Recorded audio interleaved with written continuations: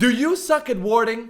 Maybe you're great at your champion, but you just keep getting ganked and getting killed, and everyone thinks you suck, but you actually just don't know how to ward. You just don't know how to use the vision in Wild Rift to your advantage. And this is exactly why I'm making this video for you, because I want you to understand what are wards, how to ward, where to ward, what are the different kinds of wards, and also how to destroy the enemy's vision so that ultimately you can improve your macro gameplay to change from a silver player or a gold player and become more platinum, more diamond, more emerald, and more challenger players. So let's get started. Now, because of the existence of the fog of war, many areas of the map, and most notably the jungle areas, are dark and out of sight. Now let's look at the same map without the fog of war.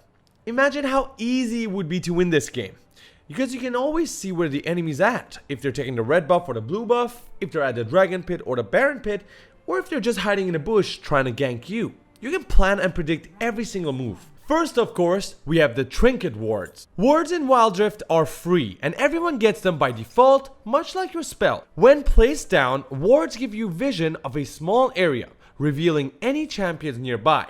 However, invisible champions like Evelynn will not be detected. Now, these wards can last for 90 seconds each, yet have a 120-second cooldown, which means you've got to ward wisely. Now, you also get 2 stacks of wards, so during mid to late game, you can ward 2 areas simultaneously.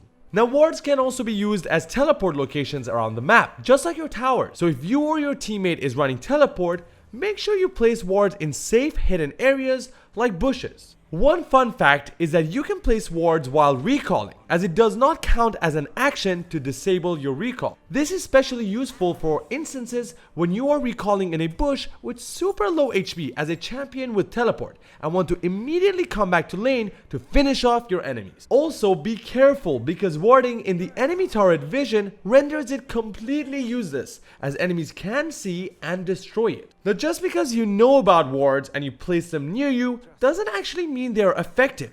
For instance, putting the wards at one specific edge of a bush can reveal enemies from further away. So keep watching this video, because I will tell you exactly the best warding sweet spots towards the end of this video. But hey Faraz, there must be a way to detect and destroy the enemy wards too, no? Well, there are actually 2 different ways. And great question, Faraz. You're really smart. Thanks, man. You too. Alright. Enough ball licking, you two. We got people watching, alright? So these 2 are your sweeping lenses and the Scryer's bloom. Let's talk about sweeping lenses first. Just like your wards, these babies are free as well, and you can always switch between wards and sweeping lenses once you're back at the base. But you cannot carry both at the same time. One thing to note is that sweeping lenses are like radars, so they don't actually give you vision, but once activated, they help you sweep around your champion as you move to look for enemy wards. Once the ward is revealed, you can go ahead and remove it, and the best part is that the enemy wards won't even detect you while you are destroying them. But that's not all sweeping lenses do, and many people don't know this, but sweeping lenses actually help you reveal invisible enemies and traps too. So the next time you're getting ganked by an Evelynn or an Akali pops the smoke, immediately use your sweeping lenses to detect and attack them. You will always see a red outline of the enemy hero if they're invisible. Now use the sweeps wisely, because they only last for 10 seconds, so cover as much ground as possible once they are activated. Oh, also the cooldown for this is 75 seconds. Now the second way to destroy enemy wards is Scryer's bloom. This is a type of plant with 1 health that can only be triggered via normal attacks. Now this is not an item you own, but rather a plant you can find around the map in the jungle areas. Once you go near it, it will show you in which directions the pollens will fly once you hit it. So once you hit the pollens, they will move like a wave and reveal any enemy champions or enemy wards in its path. Since you can find these near the Baron or the Dragon Pit, you can always use it to detect if the enemy champions are taking these monsters. However, you need to know that the enemies will also be alerted if the wave hits them, which is why the 2 eyes pop right above them, so you've got to be sneaky with your attacks. Now my biggest tip is to use this early to mid game to detect enemy wards near the mid bush to help blind the enemy mid laner and make them prone to ganks by the jungler. But the same thing can also be done for the bottom and top lane too. So now I'm going to tell you all the sweet spots to ward around the map and exactly what they are useful for. However, remember that wards are situational. So for example, if an enemy is always ganking you from a certain part of the map, you might want to go ahead and adapt to the situation and ward accordingly. But nonetheless, let's get to it. So let's look at the top lane. First thing we're going to do is we're going to look at every possible direction from which we're going to be ganked from. And that is the river and of course the enemy's jungle. That is the red buff, the Krugs. So what we're going to do is we're going to look at the river first. You want to go ahead and place a ward down in the bush. And make sure you place this ward down to the far end of the bush to cover as much area as possible to be able to predict the enemy's movement before they reach you. Now my second favorite spot has to be the tri-bush area. And the reason for this is because the junglers will be taking the red buff or the Krugs and moving in from that direction, or the mid laner is just aware that you have the ward placed down in the river, so they want to come and gank you from a side that you might not have vision from. Now a lot of people also like to go ahead and put a ward down in any of these three bushes up top. For me, that is a very situational ward. Let's say there is a blitzcrank that keeps hiding in there and hooking you. So if you want to avoid that, you can go ahead and use this ward over there. But I still much rather having these wards placed down into the tri-bush or the river. Now let's say you want to be a bit more aggressive, or you're just on the winning end and you've already taken down one turret in the enemy's top lane. You want to go ahead and put a ward down into the red buff, that way you and your jungler can see exactly when they are taking the red buff and you can go ahead and gank them. Else, again, you want to put it in the bush, that way you can see both the buff and also if anybody's hiding there to gank you in the top lane. There's also another place I like to put it down, and this is going to be the bush right beside the Krugs.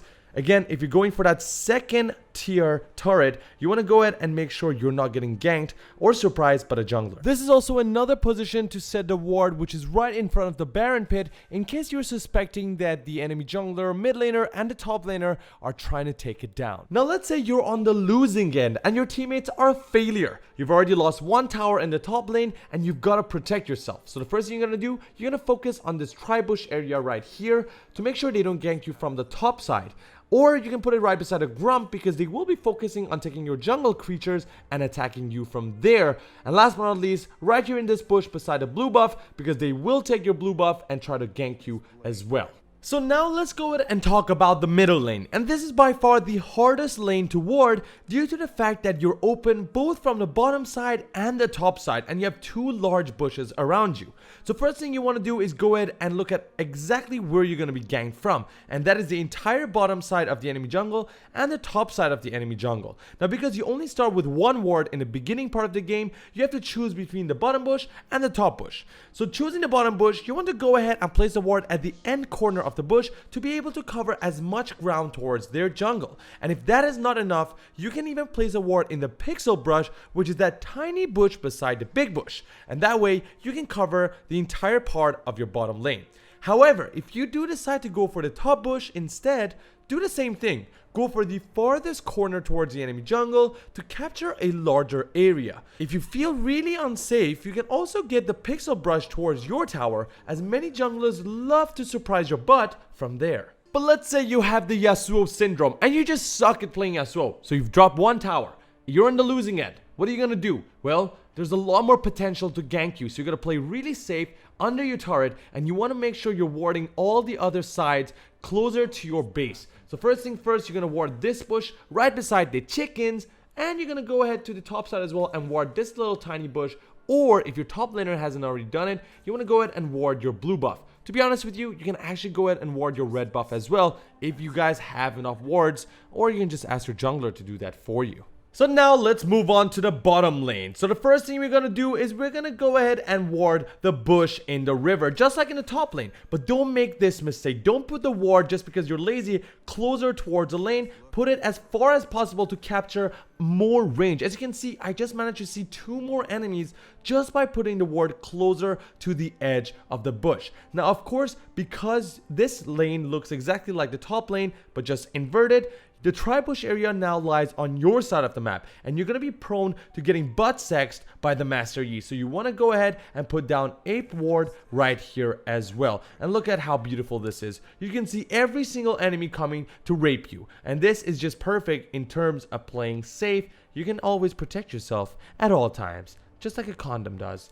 I don't know what I'm talking about. Let's move on. And of course, there's the situational ward that you can place in this bush right here, which I do not see any point of unless you're getting hidden attacks, hidden surprise butt attacks by the Blitzcrank or the Malphite. So other than that, I would not waste a ward in this bush, but it's completely up to you. Now, my most favorite ward is actually placed right here, right outside the turret range. Again, you want to be careful. You don't want to put it inside the turret range because that way the enemies can see and destroy it. What I use this ward for is actually giving help to myself or anybody in my team running teleport, because more often than not, the enemies will be pushing halfway through the lane, and this way you can come and surprise them just like that and take them down and just have a beautiful kill for yourself, just like that. Easy. They won't even notice it because they cannot see the ward.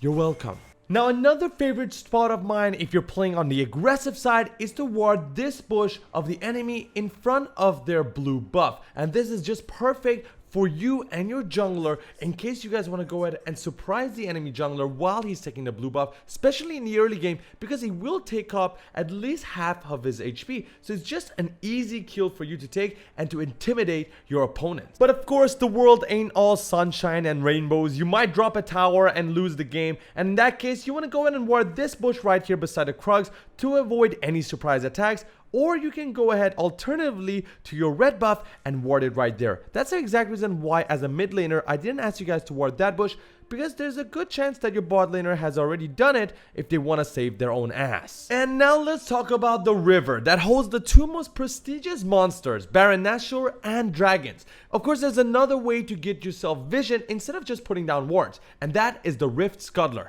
After you kill the Rift Scuttler, it will give you temporary vision right beside the pit, but not only that, it will also give you 120 gold. This is by far my most favorite monster in the game because it is so useful. If you walk over it, you also get movement speed.